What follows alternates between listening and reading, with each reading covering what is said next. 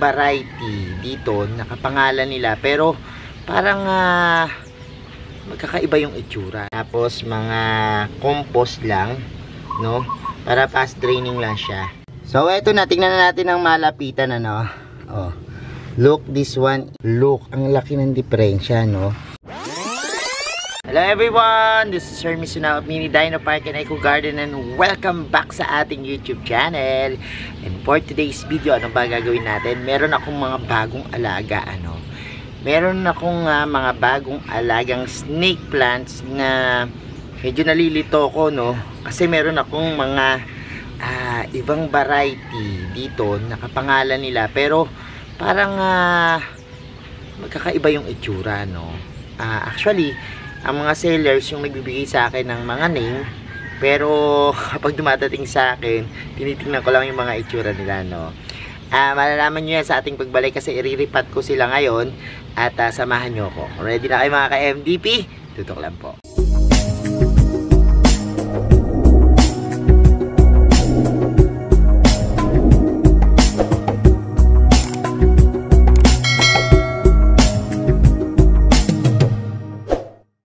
And we're back mga ka-NDP, at ngayon nga po meron ako sa inyong papakita, no? Ipiplex ng mga halaman, mga alagang bago, no?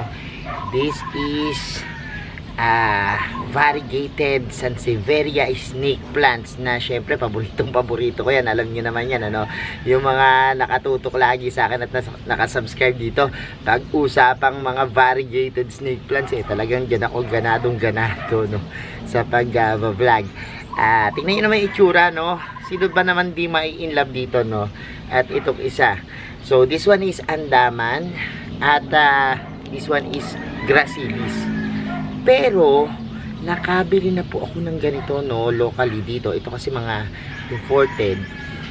Pero, iba yung itsura ng Andaman. Kakaiba rin yung itsura ng Gracilis. So, nalilito ako ngayon, ano?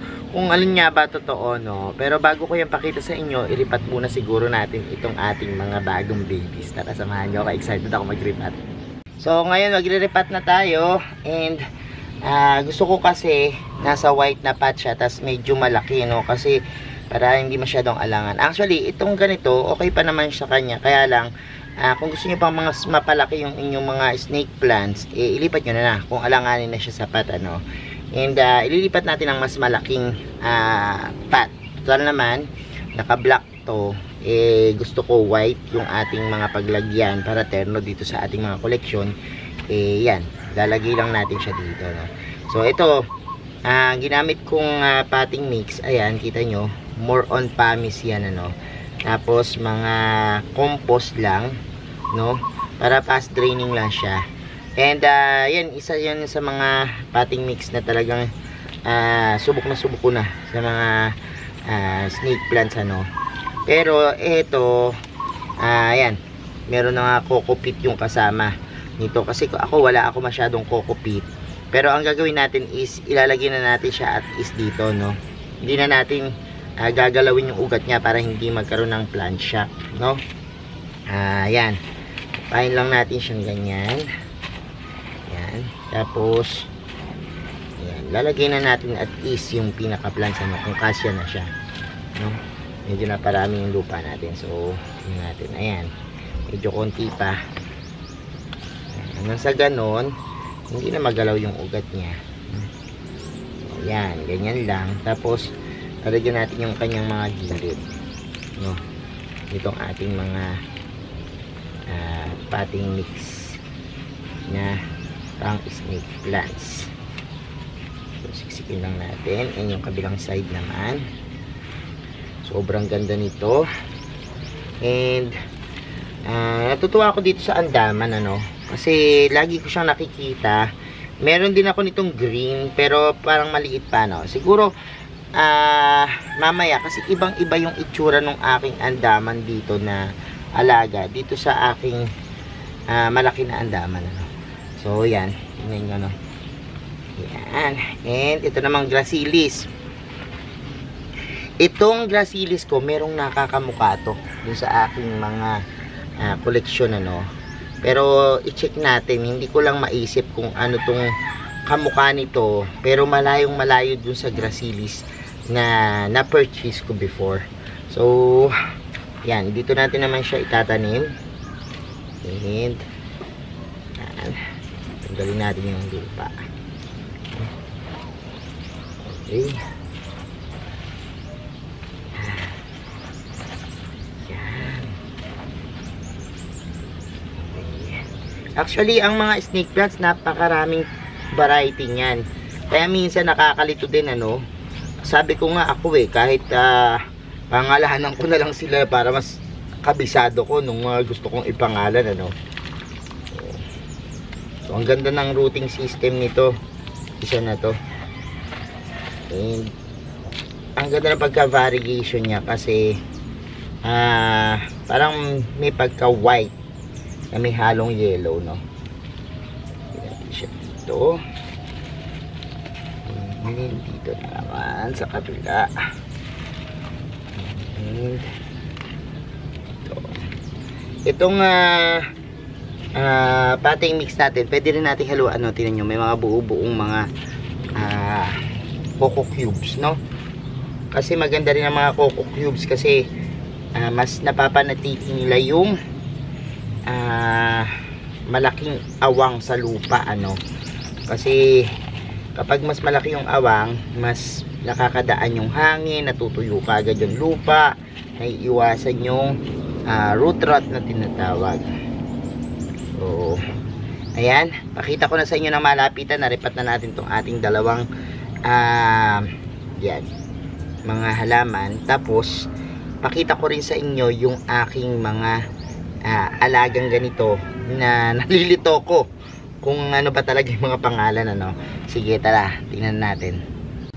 So eto na, tingnan na natin ang malapitan, ano. Oh, look, this one is andaman, no. Ganda nito, grabe, super duper ang ganda. And this one is yung nilipat nating Gracilis. Ito yung sasabihin ko sa inyo. Ito yung malaking palaisipan sa akin. Kasi narito yung aking mga collection. Ito yung andaman kong nakuha before. Look, ang laki ng diferensya, no? Pero dun sa pinaka itaas niya, nagkakahawig naman. Kaso ito parang paroset type, ano. Pero this one is parang pasigsag. I don't know kung paglaki nito magiging ganito rin, ano. Pero ibang iba talaga yung andaman na to sa andaman na to, no. So, di ba? Oh, mapapagkamalan mo siyang magkaibang variety. Tapos naman, ito yung Gracilis natin, ano. This one naman is may nabili akong Gracilis. Ang pangalan, ayan naman siya. So, ano ba totoo? Diba? Pero this one, sabi ng seller, Gracilis, medyo kahawig siya dun sa ating bunlo. Kaya lang mas, yan.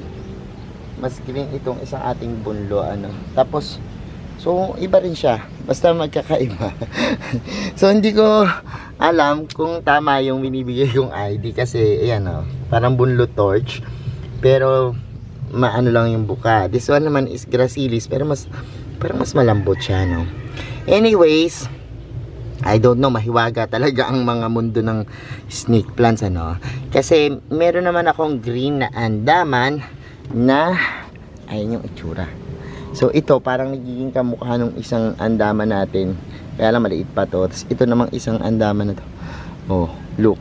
Kahawig nung rosette type. So anyways, basta yan yung mga pangalan nila.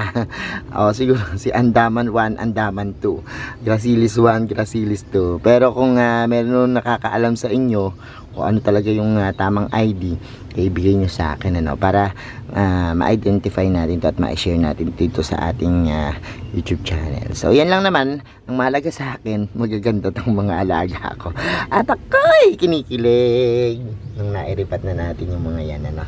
So ayan po yung ating vlog ngayong araw na to. Pinlex ko lang naman sa inyo yung ating mga halaman, ano. At sana parang dumami to ating mga alaga dito.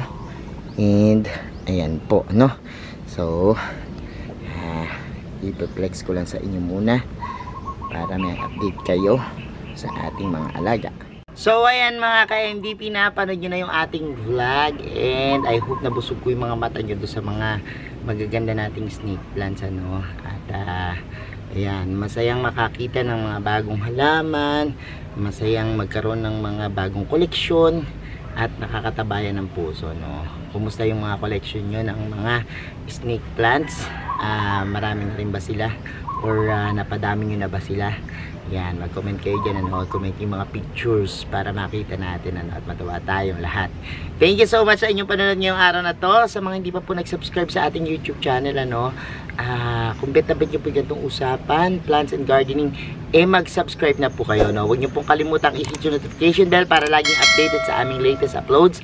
Pati po sa iba't iba nating social media account, sa ating TikTok, Instagram, Facebook pages. Search nyo lang po, Hermes Sunaho or Mini Dino Park and Eco Garden. Makikita nyo na yan. Salamat ng maraming mga ka-MDP, and this is Hermes Sunaho. Sasabi sa inyo ng happy planting. Bye-bye!